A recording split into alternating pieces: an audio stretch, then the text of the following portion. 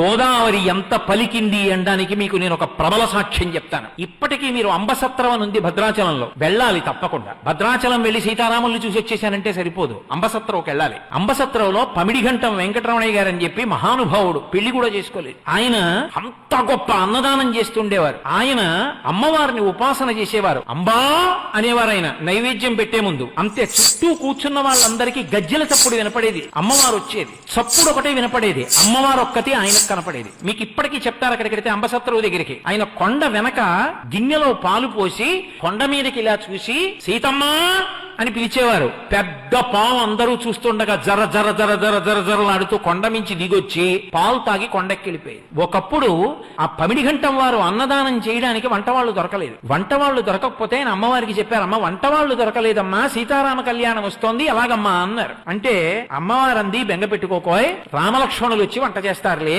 అంది. ఆయన ఇలా చూశారు, మంచి దృఢకాయులైన ఇద్దరు, అంతంత ఎత్తు ఆజానబాహుమరవిందదలాయతాక్షం ఇద్దరు వచ్చారు. వచ్చి, అయ్యా మీరు వంట కావాలన్నారట, మమ్మల్ని ఎవరో పంపించారు, వంట చేస్తాం, కానీ మీరు లోపలికి చూడకూడదు. వంటశాల తలుపులు వేసి 2 పెద్ద పెద్ద గుండిగలు తెచ్చారు. ఒక మనిషి ఎత్తలేడుదండి, అంతంత గుండిగలు తెచ్చి వంట చేశారు. వంట అంతా అయిపోయింది, బయటికి వచ్చారు. మేము గోదావరిలో స్నానం చేసి వస్తామని వెళ్ళారు, ఇంకా రాలేదు. ఆ తర్వాత వెళ్లి గుండిగల మీద చూస్తే రామగుండిగా లక్ష్మణ గుండిగా అని ఉంది. ఇప్పటికీ మీరు రామలక్ష్మణులు వచ్చి వంట చేసిన గుండిగలు అంబసత్రంలో చూడొచ్చు, ఇప్పటికున్నాయి.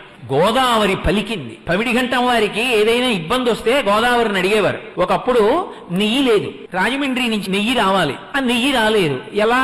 ఆయనకు అనుమానం వచ్చింది, నెయ్యి లేకుండా అభిగారం ఎలా చేస్తారు, భోజనం ఎలా చేస్తారు? అందుకని ఆయన తిన్నగా గోదావరి ఒడ్డుకి వెళ్ళారు. వెళ్లి 2 బిందెలతో గోదావరి నీళ్లు తీసుకున్నారు. అమ్మ 2 బిందెలు నెయ్యి అప్పిప్పించు, నెయ్యి వచ్చిన తర్వాత నీకు ఇచ్చేస్తానన్నారు. అలాగేనంది గోదావరమ్మ. ఆయన ఇంటికి తెచ్చారు. తెచ్చి గోదావరి నీళ్లు కదండి, గోదావరి నీళ్లు కదండి, నెయ్యి ఏమిటండి అన్నారు. వడ్డన మొదలెట్టండ్రా అన్నారు. అన్నీ వడ్డించి అభిగారం చేయడానికి ఆ బిందెలో ఇలా ఉద్ధరిని ముంచారు. నెయ్యి అయిపోయింది 2. ఆ తర్వాత రాజమండ్రి నుంచి నెయ్యి వచ్చింది. 2 నేతి బిందెలు పట్టుకెళ్ళి, అమ్మ అప్పుచ్చుకున్నాను కదా, పుచ్చుకోని ఇచ్చేశారు. గోదావరిలో కలిపేశారు. నేను అందుకే మీతో మనవి చేస్తున్నా, గోదావరి తల్లి పలుకుతుంది. ఎందరికో పలికింది ఆవిడ. ఆవిడ కడుపులో లక్ష్మీ నృసింహ స్వామిని పెట్టుకుంది. ఆవిడ కడుపులో ఇన్ని పెట్టుకుంది. గోదావరి ఎన్నో పర్యాయాలు మాట్లాడింది. ఆమె అధిష్టాన దేవత అంత కరుణార్ద్ర హృదయ, గౌతమ మహర్షి యొక్క తప ఫలం, పరమేశ్వరుని జటాజూటం నుంచి వచ్చినటువంటి పరమ పావన వాహిని, సనాతన ధర్మానికి గుండెకాయ. అటువంటి గోదావరిని రక్షించుకోవలసిన కర్తవ్యం, దాన్ని సద్వినియోగం చేసుకుని ఆ నదీ జలాలు పాడవకుండా చూసుకోవలసినటువంటి నిష్ఠ అందరం వహించవలసి ఉంటుంది.